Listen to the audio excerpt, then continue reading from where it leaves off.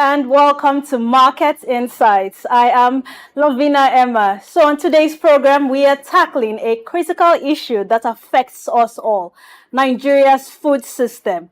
From scarcity to skyrocketing prices. Now, the signs are very clear. Our food system is under a lot of strain. Well, the questions I have is what's driving these crises? Is it climate change? Is it conflict or something more? And more importantly, what can we do about it? So today's show, we're going to be unpacking the complexities behind this from the scarcity factor and also from the farmer's angle too. And how can we break down any challenges that might arise from farm to the table where the food is going to be consumed by consumers. So we'll examine the role of policy, infrastructure, and innovation in addressing these crises. So join me after the break as we explore the human impact of food security and hear from experts in the studio with me and also how to come up with very practical solutions from sustainable agriculture to food waste reduction. And we'll also explore ways in which the Nigeria can build a more resilient food system. As you know, the future of our food security depends on it. I have my guest in the studio this morning, and his name is Ilyasu Ishak. He's a farmer, a researcher, and an agribusiness developer, and he's joined me in the studio this morning to find more solutions to Nigeria's food crisis at the moment, and concerning some certain food items like tomatoes, which is right now very expensive. Everybody is complaining about the high cost of tomatoes, and we need to find answers, very practical solutions to this. What's the cost of this problem and how can we just solve it? Because it's been going on every now and then. We keep seeing an increase in the price of food items. But my guest is an agribusiness developer and a farmer and a researcher. So he's going to provide us with very practical solutions to these issues. So welcome to Market Insights, Ilyasu Ishak. Thank you, Lovina. It's always good to see you. I'm glad to see you too. It's great to have you on the program this beautiful Tuesday morning, and you're looking great as usual. Thank you. Thank you. That's great to hear. Great to see you too. Okay, so Nigeria's food system, during the introduction, I talked about the fact that we've been experiencing this food crisis every now and then, and currently in the country, food inflation is over 40%, which is quite high. Now, we do understand that with the current situation in the country, a lot of people have been complaining, and the common man on the street, how is he coping with the high cost of food items? But first of all, let's start from the farmer's perspective. Now, we know we have our lands in Nigeria are very arable now, and we have farmers all over the country.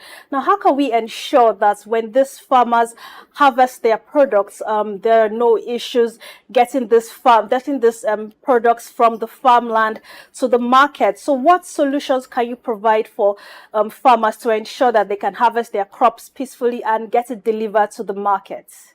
So thank you. As you rightly said, we are seriously experiencing, food inflation. There is also scarcity in addition to the current inflation that we are experiencing, and all these, are as a result of an inefficient system.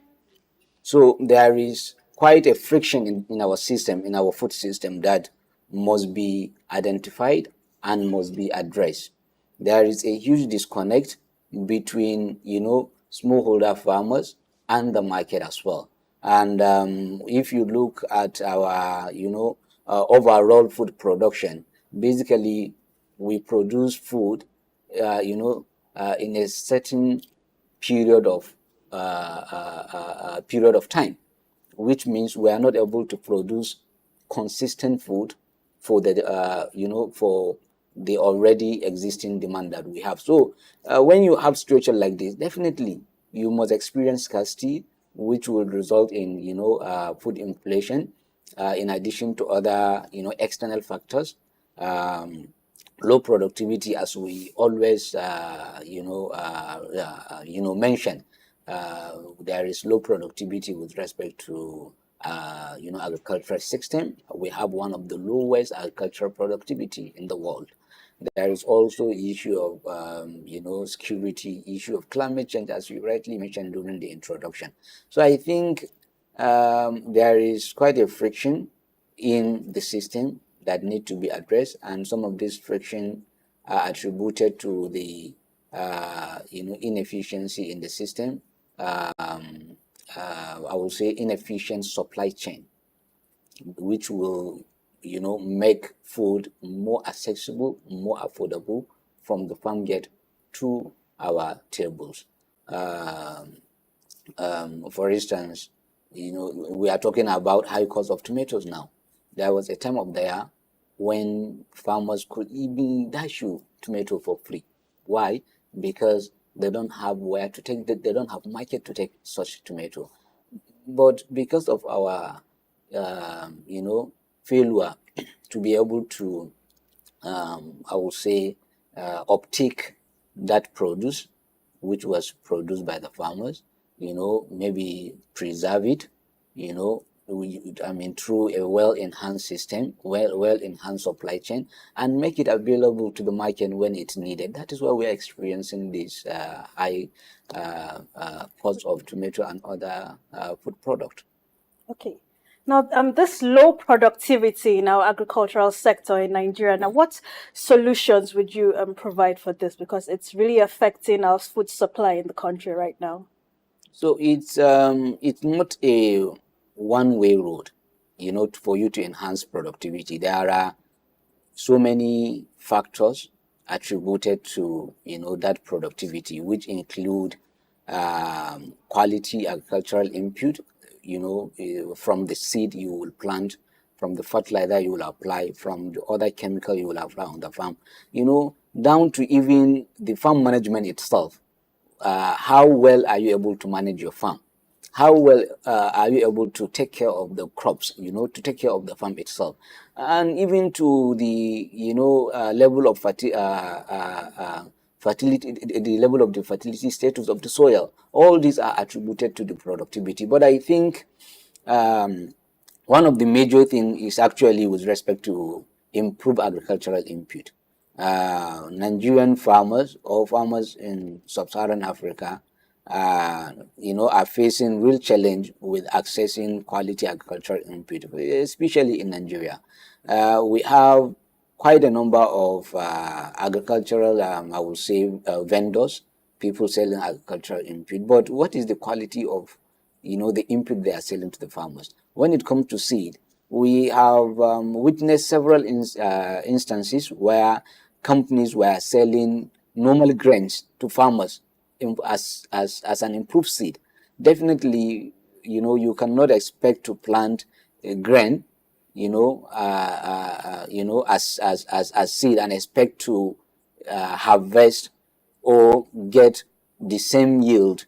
One is expected to get by planting, an improved seed. So, coupled with also our practices, farmers need to enhance their practices to adopt global best practices in production of this food and other agricultural product. How you till your soil matters. How you plant your seed matters. Quantity, how you apply the fertilizer and the quantity of fertilizer you apply matters. And how you are able to control pests and diseases in your farm also matters. So our farmers need to be, their capacity need to be built to be able to adopt to the global best practices, in addition to having access to quality agricultural input. Okay, okay, well said.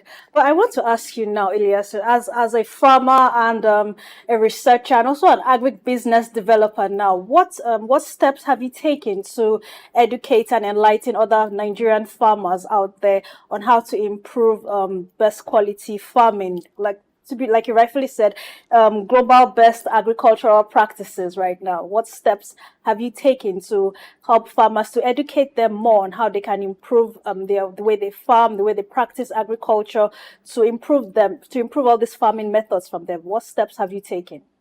Well, we have, designed and implemented various capacity building training to smallholder farmers, from tomato farmers to rice farmers to maize farmers, to cassava farmers in Anambra, and Edo State. And we will continue to teach these farmers some of these global best practices. Recently, we conducted a capacity building training, a train of trainer, where we train extension agent, about 15 extension agents in Kano, with the aim of them going to various communities and, training farmers or stepping down that training to smallholder farmers with the view of enhancing the capacity of these farmers with respect to adoption of global best practices. Okay, well said. So now, I want to ask you now, so what role can sustainable agriculture practices play in strengthening Nigeria's food production and also to elevate this, or rather to elevate this food scarcity that we've been experiencing? Well, it will help the country in enhancing its productivity, but that's not the only solution to the crisis we are currently seeing. Other, measures need to be put in place, such as, I will say democratizing our agricultural production, because as it is now, we are only able to produce certain uh, um, certain crops in a certain area in a certain period of time, not being able to produce what we need throughout the year and across, if not all the region, but at least many of the regions. So there is need for us to democratize our agricultural production, thereby making it I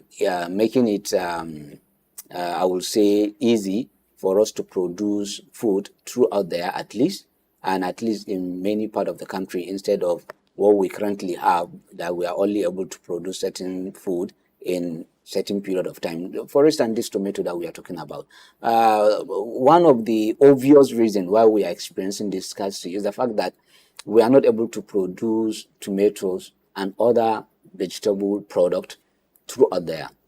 We're only able to produce them during, within some specific period of time, because of the kind of practices we are, we are adopting or we are adhering to, which is not, enabling us to use improved seed that can do well during the wet season, like now, so that they can be able to meet the demand of the people during this period. Every year, around September, or rather around December, January, farmers are struggling to sell some of this product. They are even selling it at zero value. The same basket now that people are selling for 40,000, 50,000, during those period, farmers struggle to even sell it at 1,000 naira. Why? Because of market glut. They produce and the market is not able to uptake, and there are no infrastructure that we can leverage to preserve or store those products so that we can be able to supply them in the future when there is there is demand. So farmers are at the receiving end of all this, because if you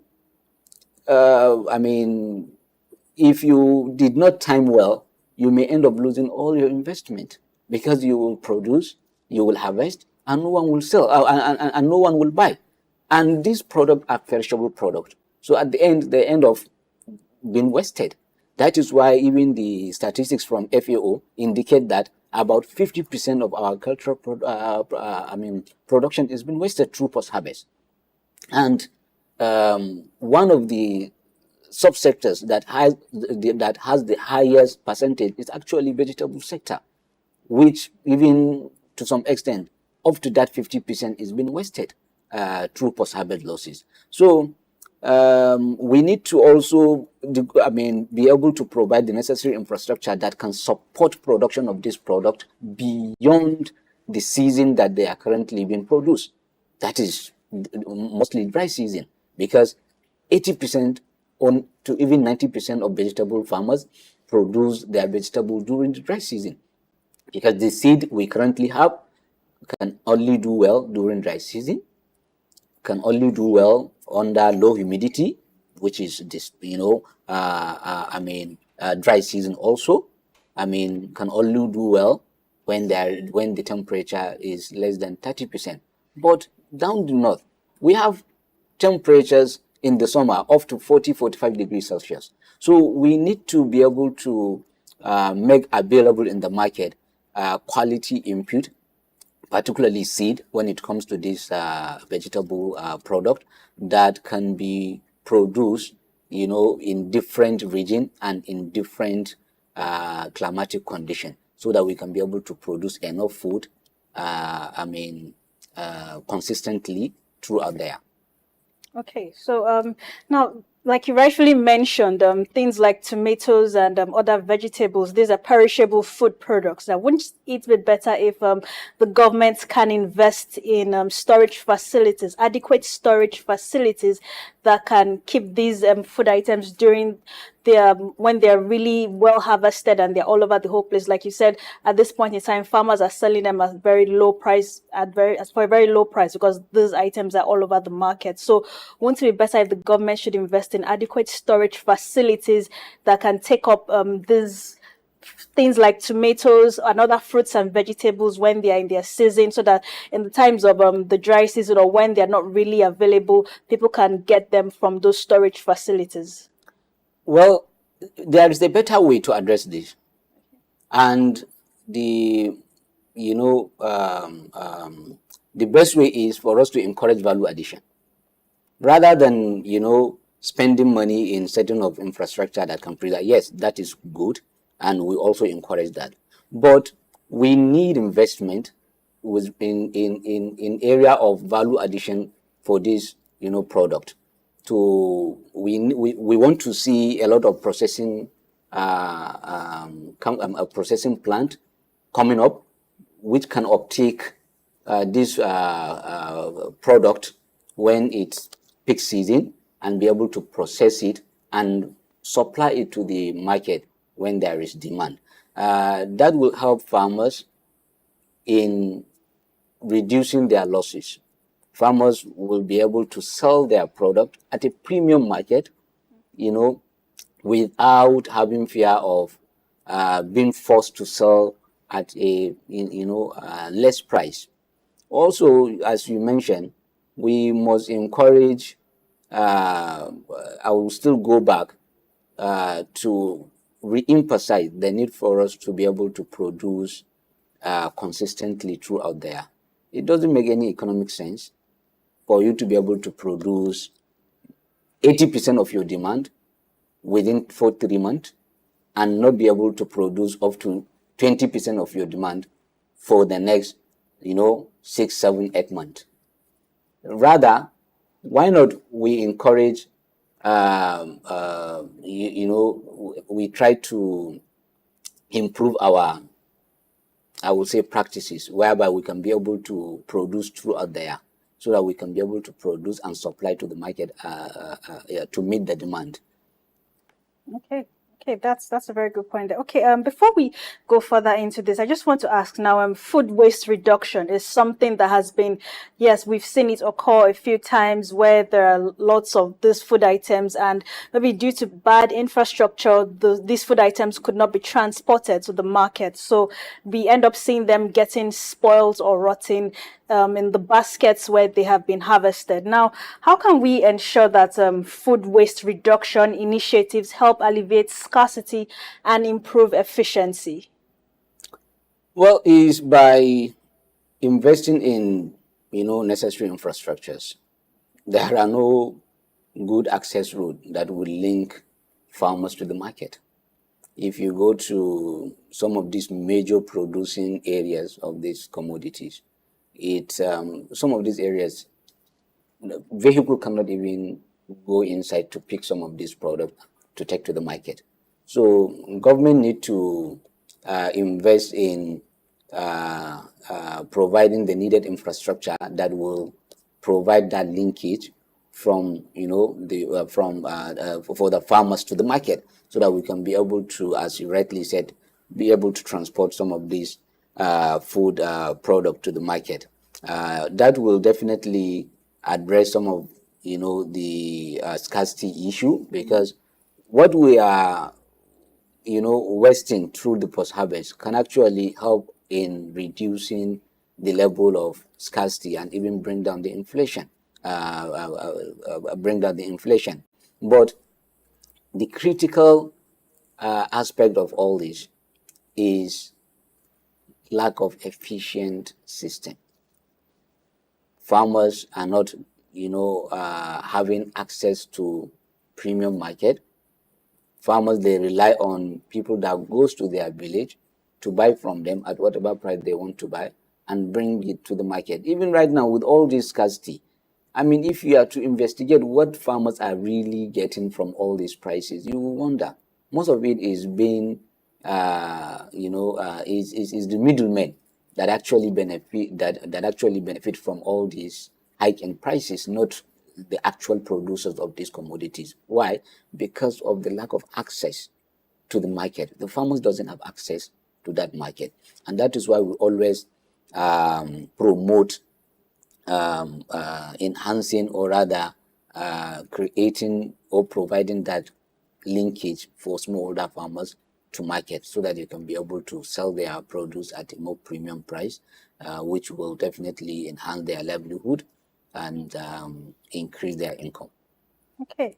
Okay, now, so that being said, now, what infrastructure investments are needed to enhance food storage and also transportation and distribution in just to help the farmer further? What do you think about this? Well, access road, Okay, that's rural one. access road, which will link one village to the other, up to village to market as well, because we have some of this market in scattered across some of these rural areas. So access road that will link village A to village B, village A to market, and so forth. Also, provision of I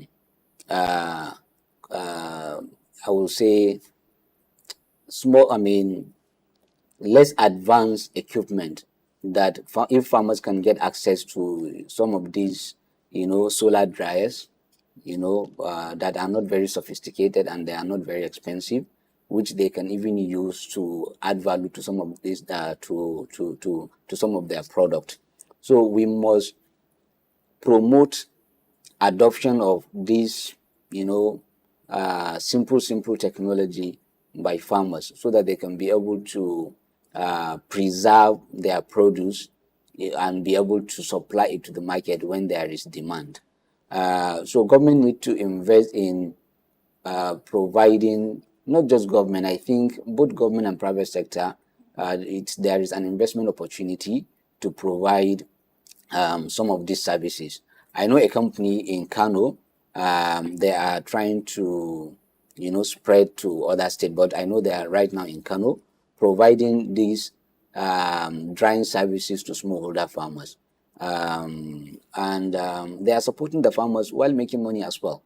They have established a solar dryer which they are subletting to farmers, and everybody can come and dry his produce, and pay a fee, which is quite a token. So we need to support and promote similar initiative, which will help the farmers be able to preserve their produce and be able to supply it to the market when there is demand. Now, let's talk solutions now. So now, how can policy reforms, let's first of all start with that. How can policy reforms support smallholder farmers and enhance food production in the country right now? So, government need to be deliberate, or the policymakers need to be deliberate in implementing the necessary policies that will, support the country to address some of these challenges. And some of this policy with respect to import substitution. We are struggling with, at a one point, our farmers are struggling to sell their produce, losing almost all their investment. On the other hand, we experience scarcity. On the other hand, we have food import, and even this tomato that we are talking about, Nigeria currently import tomato and other vegetables, not from European, even from our fellow African country. Sometimes 2022, I was in Ethiopia, and I was having an interaction with some tomato farmers and, tomato, some players within the vegetable sector in Ethiopia. And I met a company who confirmed to me that they do one cargo every day from Ethiopia to Nigeria, exporting bell peppers to Nigeria. And he confirmed to me that, look, most of the bell peppers you see on the shelves of your major supermarket are actually from us. So on one hand, our farmers are struggling to sell their produce when there is market glut, because we don't have a system that will support them, a system that will uptake their produce, that will preserve their produce and supply it to the market when there is demand. While on the other hand, we are struggling with import of this the same produce that we have allowed to be wasted, at a particular period of time, spending a lot of forex in importing some of this product. On the other hand, we have untapped potential to support more production of this production. Because I remember in your introduction earlier on this, so you made mention that we have huge arable land that is unutilized or underutilized. So government need to be deliberate in driving import substitution policies, to support local production and local processing of this, of this agricultural produce. If you go to CBN data and check how much the country is spending importing tomato paste into this country, you will be shocked. Spending quite a lot of money, while we can spend the same money in supporting local industries, set up processing plant in Nigeria, so that they can be able to produce some of the, process this product that we have. So I think import substitution policy, government need to revisit their import substitution policy to see how they can help in, addressing some of this issue. Secondly, to be honest, our farmers have been left all alone for quite some time now. As I have always noted whenever I come on the show, 3 decades ago, we have a vibrant agricultural extension system in this country, whereby farmers get needed information, needed support from experts who can guide them on how to go about some of this production. Because, there are farmers that have capacity to produce, but they lack, I would say, relevant information to know how to go about that. I met a farmer in Kano who is cultivating 10 hectares of tomato, but he planted his 10 hectares all at once. So whenever there is glut, he lost everything. So we need, like I said, government need to see how they will support agricultural extension services, because this is, one of the best delivery unit that support farmers, that provide guidance to farmers. Because with provide guidance, it's not a rocket science. It's simple, for you to be able to guide this farmer. Instead of planting 10 hectares all at once, why not you plant at least, you try to, I would say, divide the operation, not planting at once. Because when there is glut, he will lose all his investment. But at least plant 2 hectares, give an interval of 2-3 weeks, plant another 2 hectares, give an interval of 2-3 weeks, plant. So we need government to bring back the one vibrant extension system that we know, so that these farmers can be able to get the needed support, can be able to get the needed information at the right time from right people. Because I mean, we have some few private extension service outlet. How many are they? Can they be able to meet the demand of our farmers?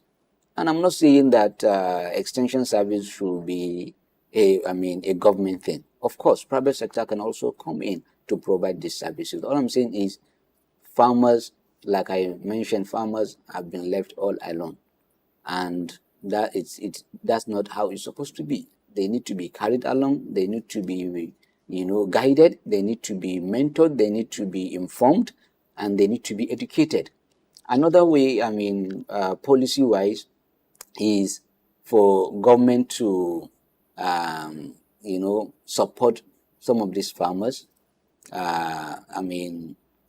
With I would say financial support, right, so that they can be able to enhance their operations, increase their production as well as their productivity. Because right now, when agricultural input are quite expensive, the purchasing power of these farmers have significantly reduced. So a farmer that can be able to produce 1 hectare 1 year, 2 years ago would struggle to produce half a hectare now, because his money might not be able to buy him the needed input that will enable him to produce the size that he used to produce. So government need to come up with support, financial support to farmers, so that they can be able to they can be able to increase their production as well as their productivity. Also, government need to make it easy for investors that may wish to invest in local processing, so that we can be able, or they can be able to compete with the foreign market. At current situation, when diesel is 1,200 per liter, electricity is 225 naira. I mean, per kilowatt,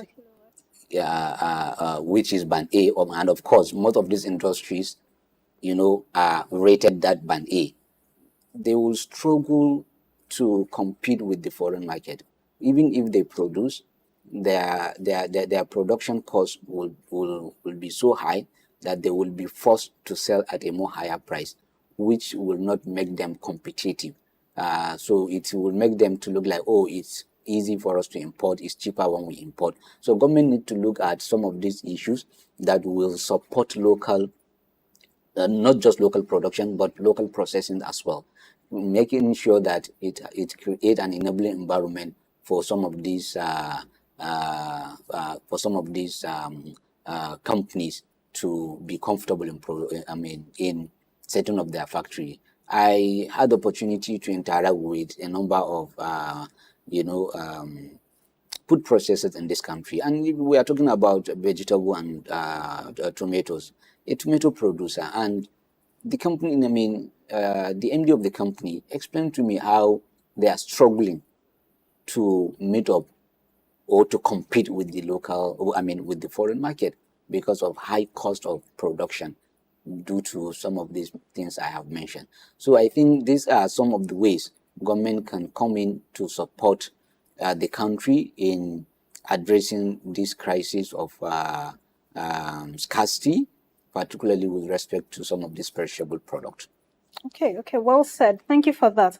Okay, that being said, everything you have mentioned, yes, those are a few, yes, solutions to these issues that we are currently experiencing in the country right now in regard to farmers. So now, that being said now, so what innovative solutions can, such as, like, for example, here in Lagos, Lagos is a very urban city. Now there's something called vertical farming, that whereby they use spaces like perhaps a vacant warehouse to grow crops like corn that just grows straight up. So now, what other solutions can the government, what other innovative solutions can the government create to also aid farmers and also aid people who want to farm but don't have too much land to be able to do these things? I mean, it's all part of the capacity, building capacity that I have made mention earlier. There are innovative ways of food production, especially when it comes to this vegetable production. As you rightly said, we have hydroponic system. We also have, the vertical farming system that you made mention, whereby people leverage innovative solutions such as greenhouses, glass houses, to be able to produce food under certain under a controlled condition, which makes it very productive and very efficient. But these things are very costly. So government can support in or rather government can assist in supporting local content to produce some of these things, because we have potentials to be able to produce some of these things, which could make it easy for people that will want to invest in acquiring the technology, in leveraging the technology to produce. There are a few companies already doing marvelous job, leveraging this innovation, leveraging these technologies to address our, food crisis, and we have seen significant success. So we need to support more. We need to support more of similar initiatives, and it doesn't need to be government alone. We encourage private sector also to come and invest in some of these things. But one of the important things to look at is we must fix our supply chain, because it's not just about you being able to produce. You need to be able to get it to the market. You need to be able to get it to the table of the consumer. So that is why for entrepreneurs like myself, I think this is an opportunity, for us to, create or, come up with innovative solutions that can fix some of this supply chain. I know a couple of companies, that are trying to leverage technology to be able to fix some of this supply chain by giving farmers, or rather by giving consumers, opportunity to buy food items, particularly this vegetable product that we are talking about, from the comfort of their zone, thereby taking care of the demand side and linking the demand with the supply. So by doing that, they are addressing, I will say, the issue of market glut. They are addressing the issue of post-harvest losses. They are addressing the issue of lack of access to market. So I think we need to see more of that. And I can give an example with some few companies. We have Mr. Samson Obole, the soilless farm, Yes, I know there are who is people doing doing quite it. a fantabulous job. We have other other innovators like Cat Agro, who is currently partnering with Lagos State Food Market Hub in trying to digitalize the food supply chain in Lagos State. So we need similar innovations, similar initiatives to be able to fix the friction within our food system. Okay. And Furthermore, you also mentioned that the kind of seeds we have. I know that if we have, perhaps, if we could look into, what do you think of this? I just want to get your opinion of this now. Genetically modified seeds, these seeds that can survive harsh weather conditions. You know, in Nigeria, we have our dry season and also the rainy season. So these seeds can survive the harsh weather conditions during the dry season and be able to produce be able to produce fruits all through the year. So what do you think of this? I just want to get your opinion on this. Well, even though there is, I would say, a political view to GMOs globally, but I think we need to look at it from the right perspective, that we really need to advance or improve our seed to be able to produce enough food, for the teeming population that we have. But that need to be done under strict regulation and supervision to ensure that what will be produced is safe for our consumption and is safe for the environment and is safe for the planet. Therefore, I encourage developing our seed sector using biotechnology, but under a strict regulation and supervision, which will make it safe for our own consumption and which will make it safe for the environment. I need people to understand that I think the word genetically modified organism is being abused or is being overused, because literally, if not the local seed, which is quite difficult to even to find, most of the seed we see are genetically modified.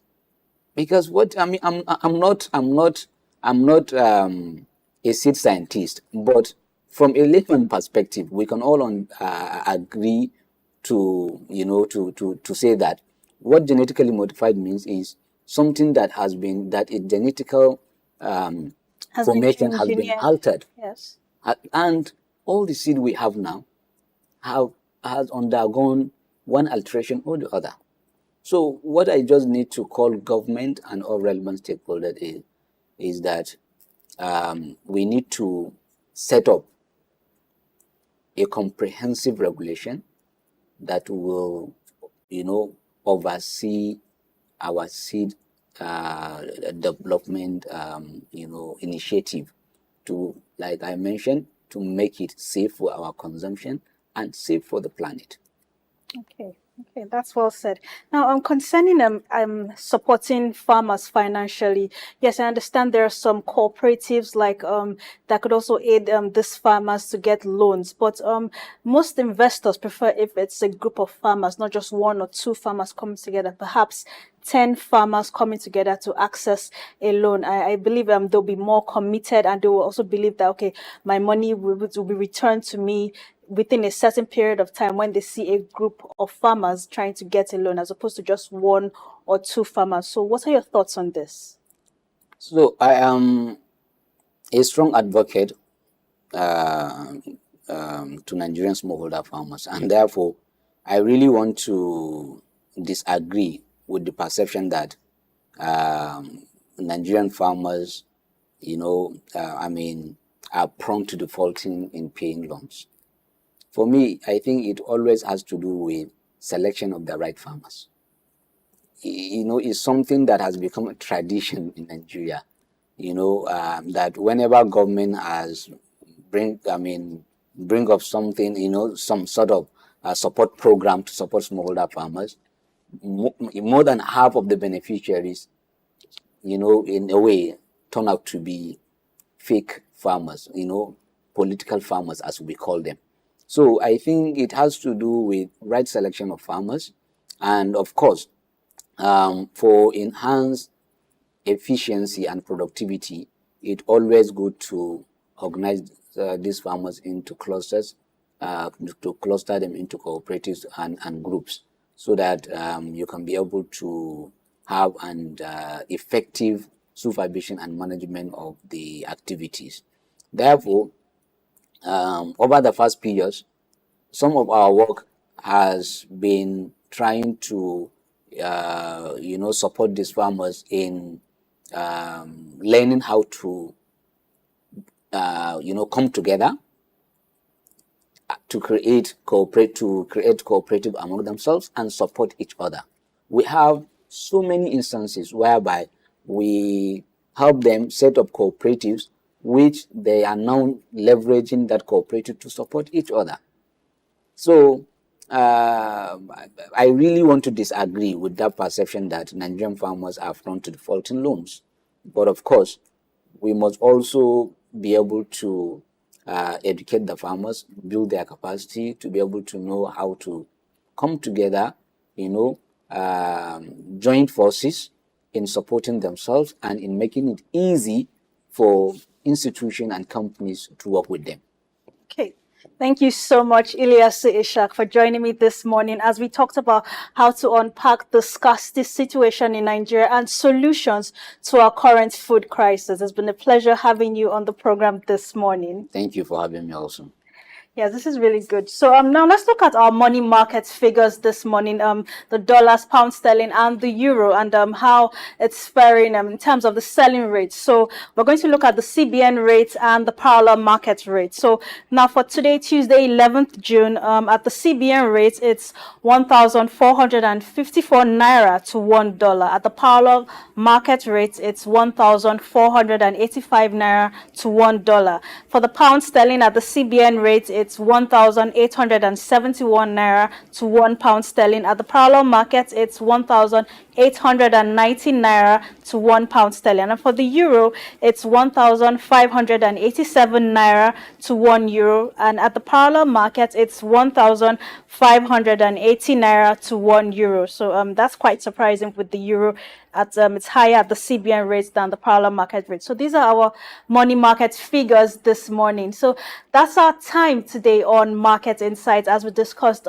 Nigeria's food crisis and solutions to this food crisis. And as my guest said, improvement on our infrastructure, building very good roads that can link the farmers to the market easily so that there won't be any need for the middleman, and it will be easy for farmers to get their produce to the market and to make sure these food items, particularly perishable foods like vegetables and fruits, are very available to consumers. So thank you so much for watching Market Insights this morning. I am your host, Lavina Emma. Do stay tuned to the news update on SOUQ News Television.